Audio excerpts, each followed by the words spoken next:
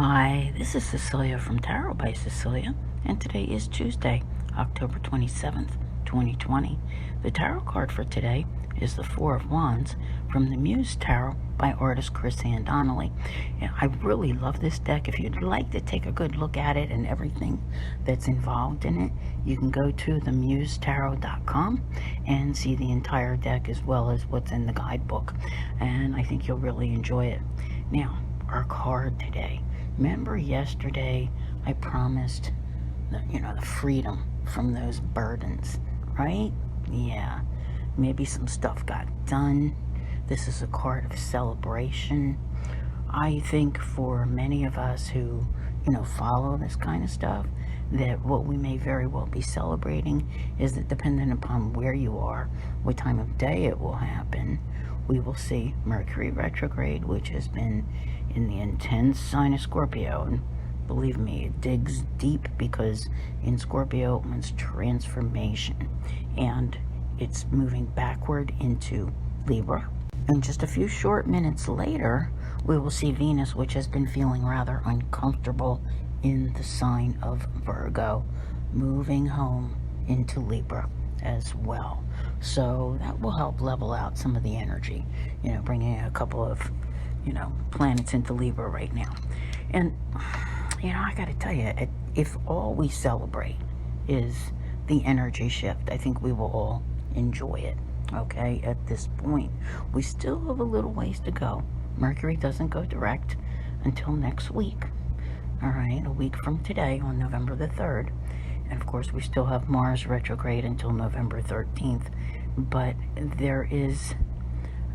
there's a very good positive feeling behind this card. It's actually one of the most sought after cards in the deck, believe it or not.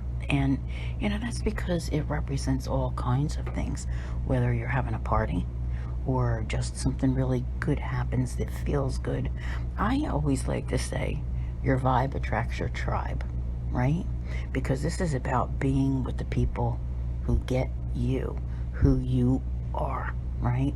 Maybe you're working on something today and you're hanging with people in a specific type of a group, all right, who, have something very unique in common with you. And I love it because our card is actually called the Four of Inspiration. And inspiration is always a good thing. Today we have the moon in dreamy Pisces. So, there's a more creative element that's here. You never know what may come to you. Okay?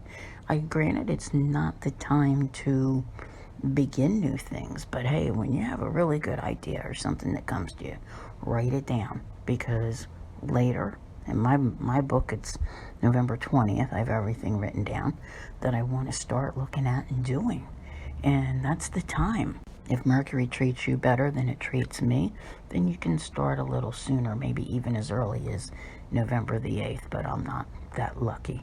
But yeah, this is a card of celebrations, of weddings, parties, and just a very general good feeling.